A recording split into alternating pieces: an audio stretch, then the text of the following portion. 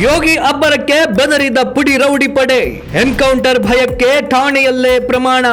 ಸಮಾಜಘಾತುಕ ಚಟುವಟಿಕೆಗಳ ವಿರುದ್ಧ ಉತ್ತರ ಪ್ರದೇಶದ ಮುಖ್ಯಮಂತ್ರಿ ಯೋಗಿ ಆದಿತ್ಯನಾಥ್ ಸರ್ಕಾರ ತೆಗೆದುಕೊಂಡಿರುವ ಝೀರೋ ಟಾಲರೆನ್ಸ್ ನೀತಿಗೆ ಸಮಾಜ ವಿದ್ರೋಹಿಗಳು ಥಂಡ ಹೊಡೆದಿದ್ದಾರೆ.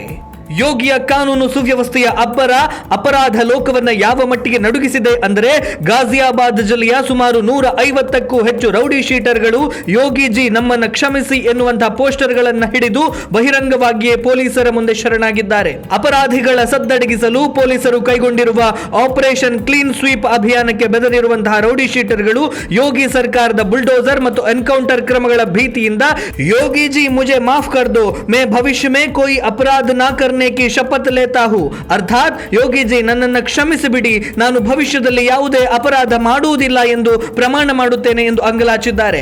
ಅಷ್ಟೇ ಅಲ್ಲದೆ ಸಾಲಾಗಿ ನಿಂತು ಕೈಗಳನ್ನ ಮೇಲಕ್ಕೆತ್ತಿ ಇನ್ಮುಂದೆ ಯಾವುದೇ ಕಾನೂನು ಬಾಹಿರ ಕೃತ್ಯ ಎಸಗುವುದಿಲ್ಲ ಎಂದು ಪ್ರಮಾಣ ಮಾಡಿದ್ದಾರೆ. ಇದು ಅಪರಾಧ ಲೋಕ ಯೋಗಿ ಸರ್ಕಾರಕ್ಕೆ ಹೇಗೆ ನಡುಗಿ ನಲುಗಿ ಹೋಗಿದೆ ಎನ್ನುವುದಕ್ಕೆ ಸ್ಪಷ್ಟ ನಿದರ್ಶನವಾಗಿದೆ.